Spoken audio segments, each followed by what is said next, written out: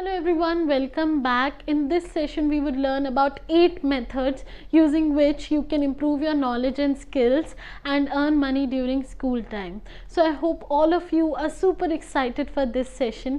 इस session में हम coding से related ऐसे 8 ways या 8 methods आप कह सकते हो पढ़ेंगे जिनको use करके एक तो आप अपनी knowledge and skills को improvise करोगे, साथ ही साथ आप money भी earn कर पाओगे. So let's start. बेसिकली हमारे पास फर्स्ट 2 पॉइंट्स जो हैं वो है web plugins and freelancing. So let's start with them. Web plugins से मेरा ये मतलब है कि आप वेब प्लगइन्स को क्रिएट कर सकते हो. वेब प्लगइन्स को क्रिएट करने के लिए the most commonly use language is JavaScript.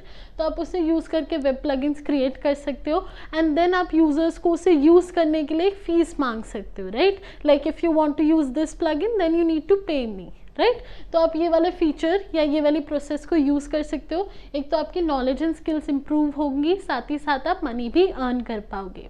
Second is freelancing. Freelancing एक बहुत ब्रॉड पर्सपेक्टिव है. फ्रीलांसिंग में आप वेरियस काम कर सकते हो. You can teach someone, you can create games, apps or website for someone, you can write content for someone, or you can even solve questions for someone.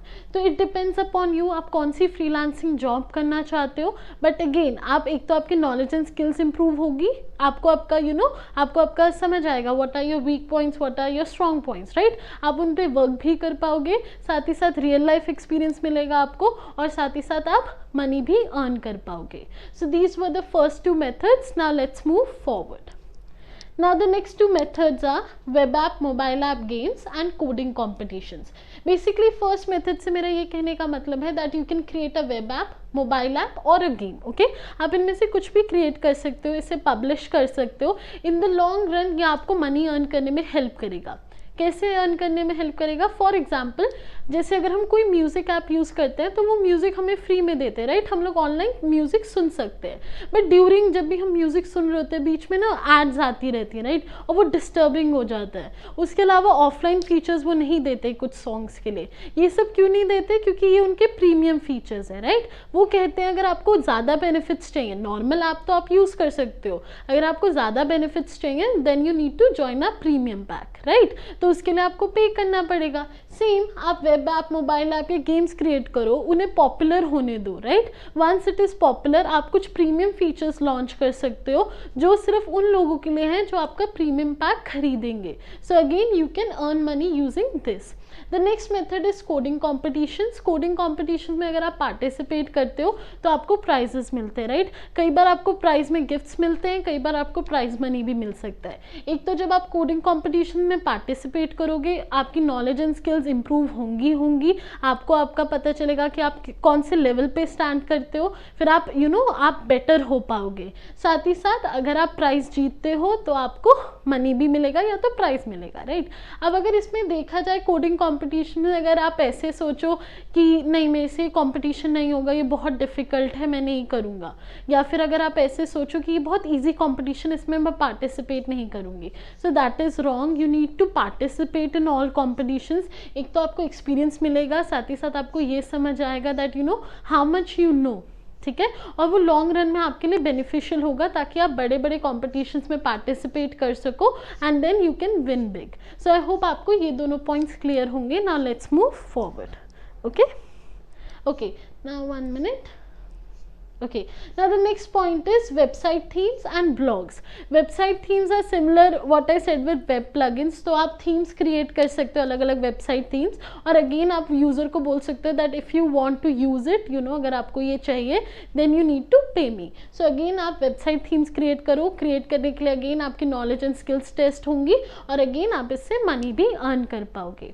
Next is blogs. आप blogs लिखो, और अगर मैं कह रही हूँ blogs लिखो तो आपको ये नहीं सोचना चाहिए ये तो बहुत ईजी, बहुत आराम से हो जाएगा. नहीं, अगर आपके ब्लॉग्स को आप चाहते हो कि अच्छा फीडबैक मिले, that your blogs are loved, then that should be accurate blogs. आप गलत डेटा नहीं लिख सकते, और अगर आपको एक्यूरेट डेटा ऐड करना है then you need to study properly. आपकी नॉलेज अगर अच्छी होगी तभी आप एक अच्छा ब्लॉग लिख पाओगे.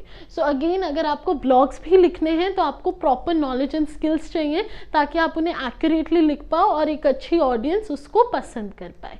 सो these were the next 2 methods. Now let's move forward. Okay, now the last two methods are bugs hunter and articles. bugs hunter काफ़ी इंटरेस्टिंग नेम है. बेसिकली bugs hunter में bugs ढूंढने का काम होता है.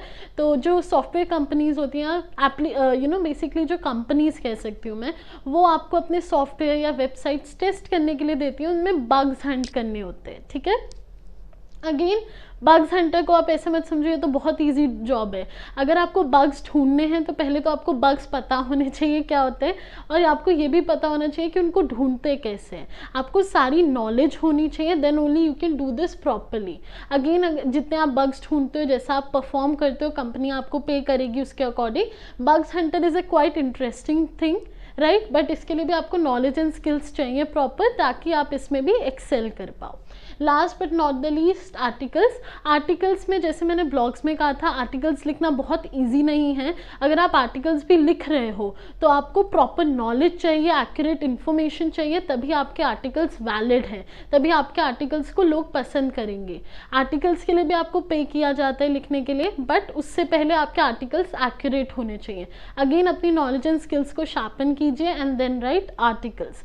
सो दीज वर द 8 पॉइंट्स. चलिए एक बार क्विकली उन सबको दोबारा देख लेते हैं. Let's go back a little. Okay, so the first one was web plugins, then freelancing, then we learnt about web apps, mobile apps and games, coding competitions. 1 minute. Next is website themes and blogs, correct.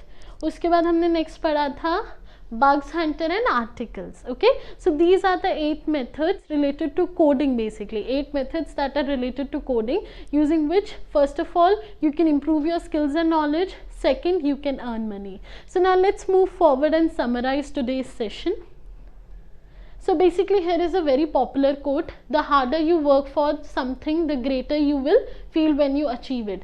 So basically इसका simple सा मतलब है, even if you are trying to earn money or if you are trying to gain knowledge, जब तक आप मेहनत नहीं करते तब तक आपको कुछ हासिल नहीं होगा. So work hard, जो भी आप कर रहे हो उस पर properly focus कीजिए and success would follow you. So I hope आपको आज के सेशन में मज़ा आया होगा and this session was helpful for you. If you guys have enjoyed today's session, make sure you click on the like button and do subscribe our channel, and thank you so much everyone for joining me today. Thank you.